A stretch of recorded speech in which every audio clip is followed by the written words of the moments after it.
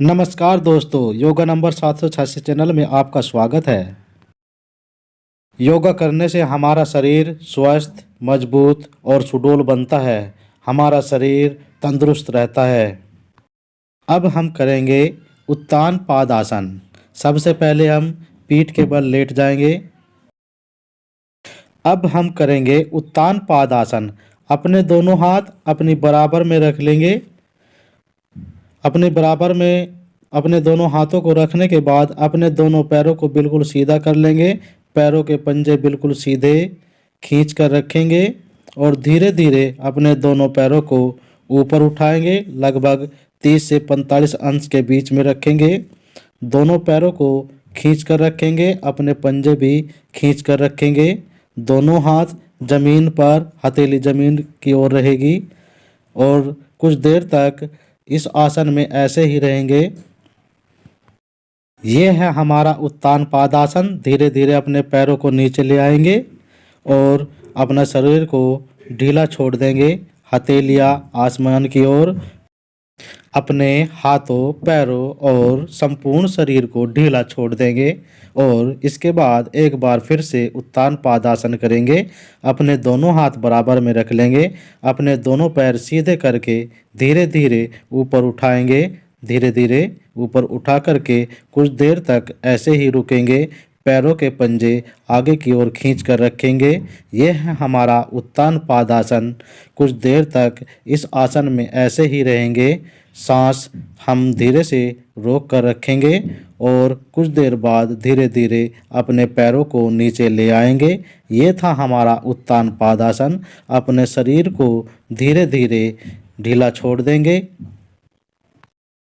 अब हम करेंगे हलासन। पहले करेंगे अर्ध हलासन और उसके बाद करेंगे हलासन।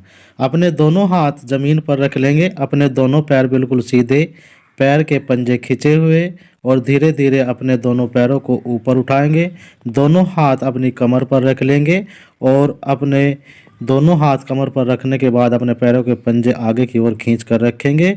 ये है हमारा अर्ध हल आसन। कुछ देर तक ऐसे ही रुकेंगे अर्ध हल आसन में। अर्ध हल आसन करने से हमारी कमर की रीढ़ की हड्डी लचीली होती है और पैरों की मांसपेशियां मजबूत होती है। अब हम करेंगे हल आसन। अपने दोनों पैर जमीन पर रख लेंगे। पैर दोनों सीधे रखेंगे। ये है हमारा हल आसन। कुछ देर तक हल आसन की स्थिति में ही बने रहेंगे। अपने दोनों हाथ कमर पर रखे रहेंगे। यह है हमारा हलासन। अब धीरे धीरे अपने पैर ऊपर उठाते जाएंगे। दोनों हाथ जमीन पर रख लेंगे धीरे से और अपने दोनों पैर पीछे की ओर ले जाते हुए जमीन पर रख लेंगे। अपने शरीर को पूर्ण रूप से ढीला छोड़ देंगे। हथेली आसमान की ओर रहेंगी। ये था हमारा हलासन। अब हम करेंगे नौका आसन। पीठ के बल लेट जाएंगे। हथेलियाँ जमीन पर, आगे से और पीछे से ऊपर उठेंगे। दोनों हाथ आगे की ओर, निगाहें आगे की ओर रहेगी पैरों के पंजों की तरफ। पैरों के पंजे बिल्कुल सीधे खींच कर रखेंगे। ये है हमारा नौका आसन। नौका आसन करने से हमारी रीढ़ की हड्डी मजबूत होती है, पैरों की मांसपेशियां मजबूत होती है और धीरे धीरे वापस आ जाएंगे। ये था हमारा नौका आसन।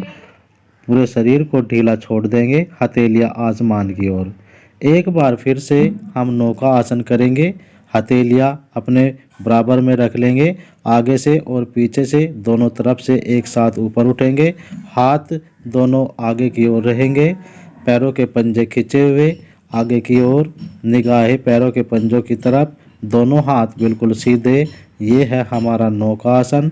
नौका आसन करने से पैरों की मांसपेशियां मजबूत होती है, रीढ़ की हड्डी लचीली होती है। धीरे धीरे वापस आ जाएंगे।